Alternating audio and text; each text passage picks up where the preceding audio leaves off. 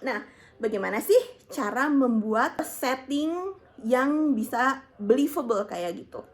Saya punya tipnya.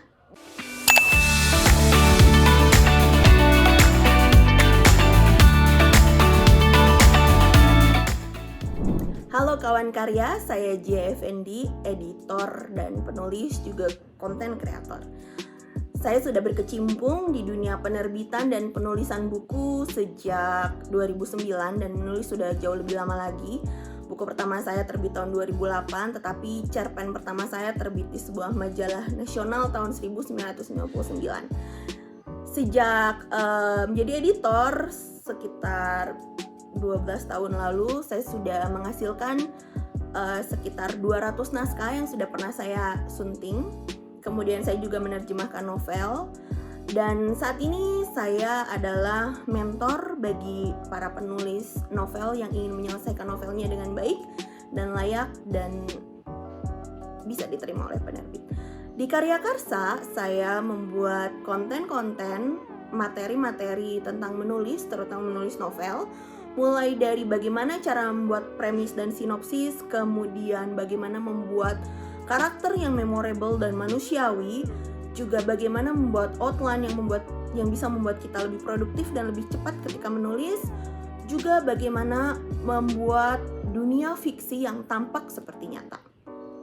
Apakah teman-teman pernah membaca novel yang settingnya begitu believable?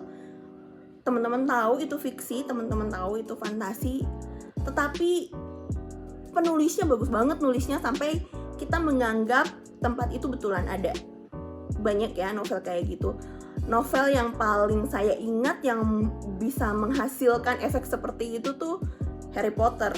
Karena J.K. Rowling bisa membuat setting, bisa mendeskripsikan setting dunia sihir di Inggris dengan begitu piawai, sampai-sampai fansnya banyak banget, sampai-sampai bukunya terjual jutaan kopi, dan banyak orang-orang halu, pembaca-pembaca halu yang pengen kalau Hogwarts dan asrama-asrama yang ada di Harry Potter itu betulan ada. Dan kita juga jadi kepengen temenan sama tokoh-tokohnya. Nah, bagaimana sih cara membuat novel yang seperti itu? Bagaimana membuat setting yang bisa believable kayak gitu? Saya punya tipnya di konten yang sudah saya bagikan di akun Karya Karsa saya, Jia Effendi. Cerita yang bagus pasti akan memiliki setting yang dideskripsikan dengan baik. Selain memberikan panggung terhadap cerita kita, setting juga berfungsi sebagai penanda tempat dan waktu.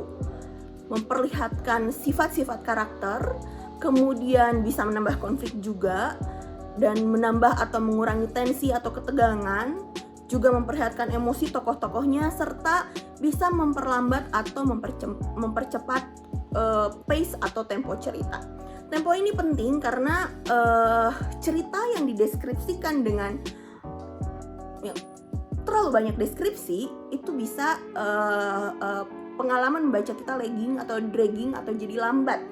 Jadi kalau deskripsi setting itu tidak dibarengi dengan aksi, ada kemungkinan setting kita itu jadi bikin ceritanya dragging atau lambat. Jadi pastikan setting yang kita pilih itu memang penting terhadap adegan, penting terhadap plotnya juga, dan penting terhadap perkembangan karakter kita. Bagaimana sih cara bikin setting lokasi yang cocok untuk cerita kita? Pertama-tama sesuaikan dengan karakter. Jadi kita harus berpikir bahwa lokasi adalah bagian dari karakter. Karena karakter itu kan produk budaya sebuah tempat gitu. Jadi bagaimana dia dibesarkan, bagaimana dia agama dia apa, suku dia apa, akan sangat berpengaruh terhadap bagaimana dia berpikir, dan itu juga akan berpengaruh terhadap bagaimana nanti si tokoh kita ini menyelesaikan masalah yang udah kita kasih ke dia. Jadi kita pilih setting berdasarkan karakternya.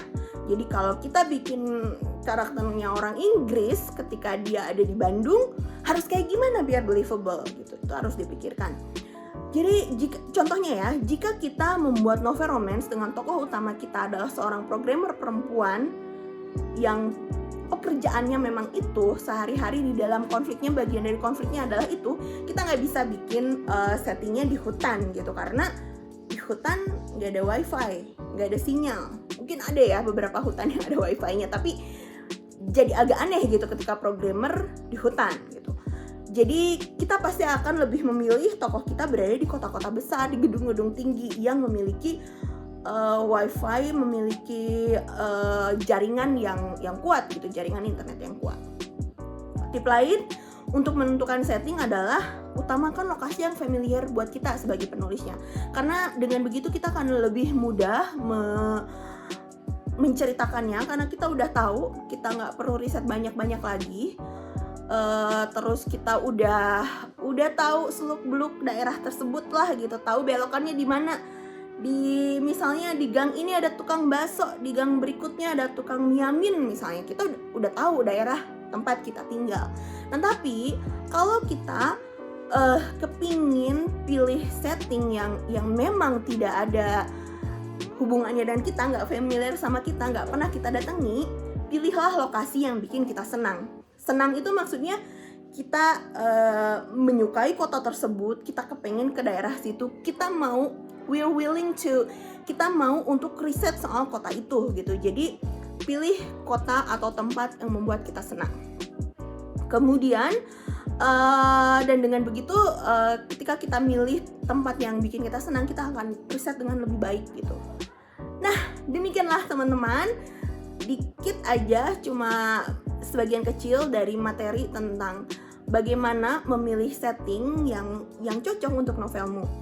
Strategi membangun setting ini telah kusarikan dalam tulisan berseri tentang bagaimana menulis kisah yang memikat. Selain tentang ini, ada juga materi tentang membuat premis dan sinopsis, bagaimana membuat cerpen, kemudian juga bagaimana membangun kisah yang membangun dunia fiksi yang believable, kemudian juga bagaimana membuat hero, dan lain-lain.